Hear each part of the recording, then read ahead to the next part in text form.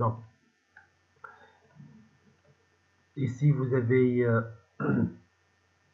une largeur égale à 7 cm. La hauteur totale de la poutre, 16 plus 5, ça fait 21 cm. Ici, ça fait combien? Ici, vous avez 33 moins 7. Ça fait 20, 26. 26 sur 2, ça fait 13. Donc la longueur ici, ça fait 13 cm. 0,13. Et la hauteur, c'est 0,05. La hauteur de la cabine de compression. 0,13. 0,05. La même chose pour la deuxième poutre. 0,07. 0,21. 0,13. 0,05.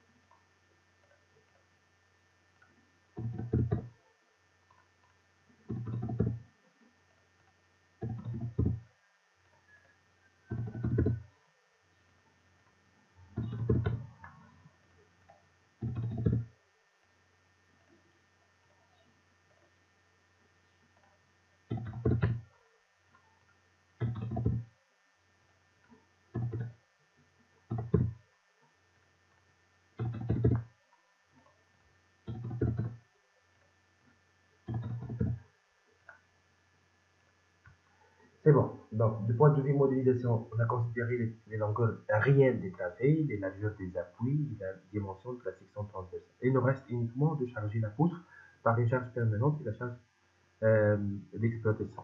Donc, pour le modèle arc, on a chargé les panneaux par une charge surfacique, répartie surfacique, égale 627, je pense, Newton par mètre carré, comme étant le poids propre total de la dalle, et une valeur égale à 150 Newton par mètre carré,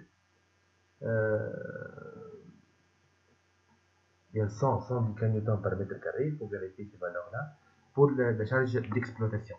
Donc, pour la charge appliquée sur une poutre nervure, c'est une charge linéaire. Donc, je vais multiplier ces valeurs-là par la distance entre deux nervures, et la distance entre deux nervures, déjà, c'est 33 cm. Donc, la charge répartie appliquée sur une poutre nervure sera, pour la charge permanente, 627 multiplié par 0,33 pour avoir une charge répartie sur la poutre nervure. Et pour la charge d'exploitation, elle sera 100 fois 33 cm. Donc, je reviens ici, je vais charger les poutres nervures, toutes les poutres nervures, toutes les travées par une charge permanente.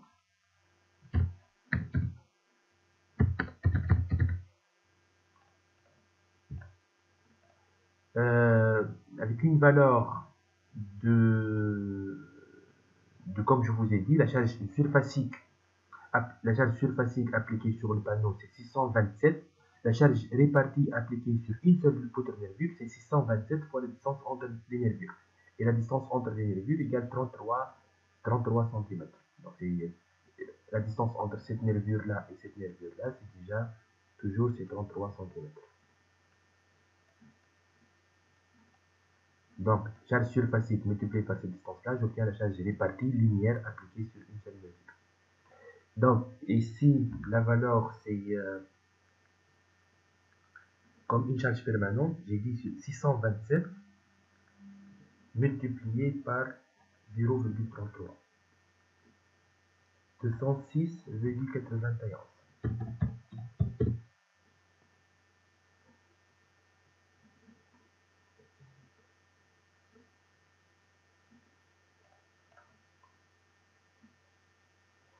Pour la charge d'exploitation,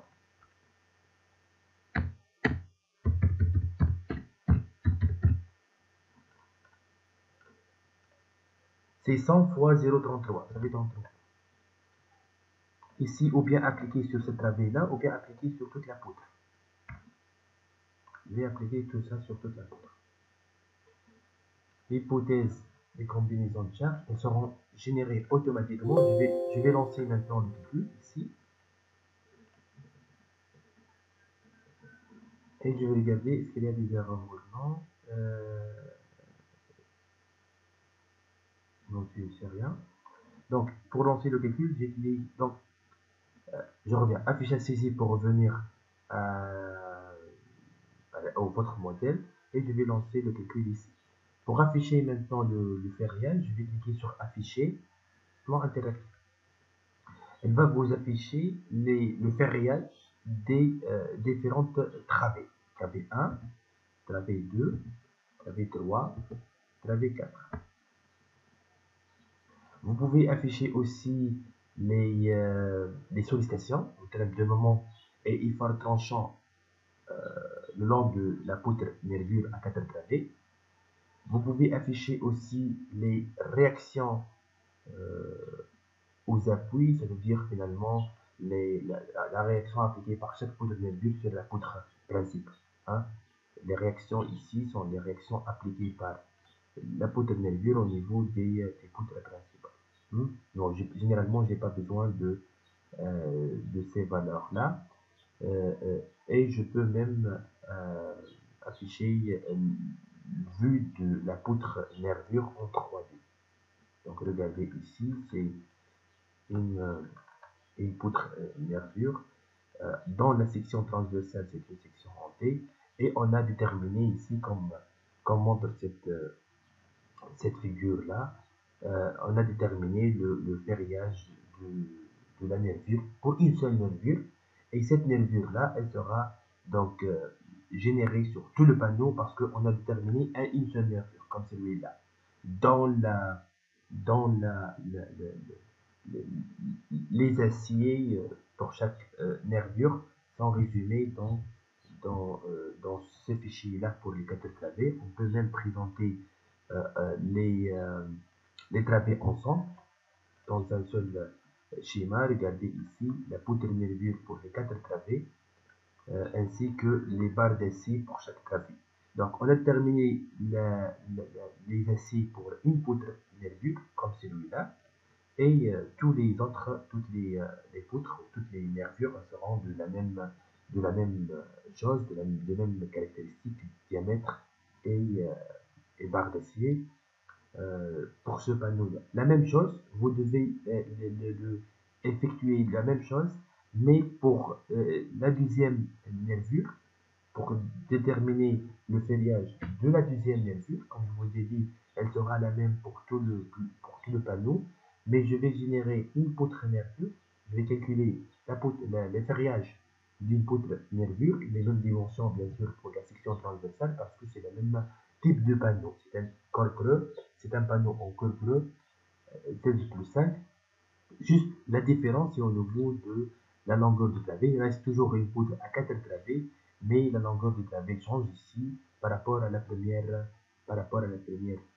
nervure. Et comme je vous ai dit, vous aurez un plan ferrillage qui est décrit finalement par détail le ferrillage de chaque travée pour une poutre nervure. Ici, pour la première travée, pour cette poutre nervure-là, pour cette travée-là, vous avez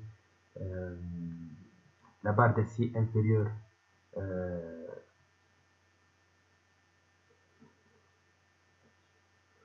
HA8 et vous avez les barres d'acier, les chapeaux, s'appelle chapeau pour les appuis, vous avez une barre T10. Pour la deuxième travée, vous avez une barre HA10 pour la barre inférieure et HA8 pour la barre supérieure. Pour la troisième travée, et le dernier travé, vous avez une barre HA12 pour les aciers inférieurs, celui-là, et vous avez une barre HA8 14 pour la barre supérieure. Pour le pas supérieur, des étiers de diamètre 6 mm, hein, 6 mm avec un nombre bien défini ici, 30 étiers pour ce travé-là. Et vous avez ici 22 traits étiers pour ce travé-là, pour cette travé-là, 28 étiers pour ce travé-là, et finalement vous avez 20 étiers pour ce travé-là. Les armatures longitudinales 1, 3, 5, 7 9, 10 et 13, 14, elles seront décrites ici. Hein. Vous pouvez même avoir une idée sur la longueur totale des barres H à 8, la longueur totale des barres H à 12 et la longueur totale des barres rang lisse phi 6 pour chaque travée. Et par la suite, vous pouvez estimer la longueur totale des barres pour chaque diamètre pour toute la poutre. Donc, essayez de répéter ça ainsi que déterminer le ferriage pour la deuxième poutre nervure. Donc, si vous avez des erreurs, il faut essayer de corriger. Si vous avez besoin de revenir à votre modèle initial, il faut aller à affichage et saisir. Donc ici, vous pouvez engendrer n'importe quelle modification. Si vous avez effectué une erreur au niveau de la longueur du clavier ici, la largeur de l'appui, ou bien au niveau de la charge, cliquez sur la charge, et vous pouvez changer la valeur de la charge, quelle que soit permanente ou bien d'exploitation. Vous pouvez après afficher même les combinaisons de charge.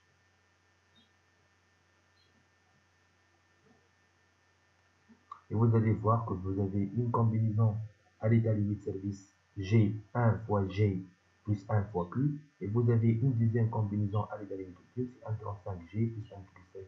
Donc les deux combinaisons de charge les plus défavorables utilisées ici pour le calcul ferriage, pour le dimensionnement et la vérification de la poutre nerveuse. Vous pouvez afficher aussi la flèche pour les différentes travées pour votre nerveux. Regardez, dans le résultat des calculs ferriage, on a trouvé que ici, vous avez une barre H12 en bas et H8 en haut. Donc, regardez, c'est la travée la plus longue, la travée dont la flèche est maximale avec une flèche finale égale à 0,68 cm. Donc, dans cette vidéo-là, j'ai essayé de résumer les différentes étapes qui nous permettent de déterminer le calcul ferriage, de dimensionner. Bon, finalement, dimensionner non, parce qu'on connaît les dimensions de la section transversale s'il s'agit bien d'une poutre nervure pour un plancher 16 plus 5, mais essentiellement, c'est pour le calcul ferriage des poutres nervures. Ici, j'ai traité le cas de la nervure numéro 1, et je répète, on a déterminé le ferriage d'une seule poutre nervure, comme si ici d'une seule ligne, parce qu'on a tracé ici dans les poutres nervures des lignes parallèles de distance égale à 33 cm. Donc ici, comme si j'ai calculé le ferriage d'une seule poutre nervure, c'est-à-dire deux barres d'acier ici, comme celui-là. Mais on va générer les aciers pour les autres poutres nervures sur tout le panneau déjà considéré avec une distance égale à 33 cm. On a déterminé le ferriage d'une seule poutre nervure, c'est-à-dire d'une seule poutre ici, mais les autres poutres, les autres nervures, elles seront de la même type que la partie calculée pour la nervure N1 uniquement. Pour N2, il faut effectuer de nouveau le calcul. La différence, c'est uniquement au niveau de la longueur des travées dans la deuxième lettre. Donc, je vous remercie.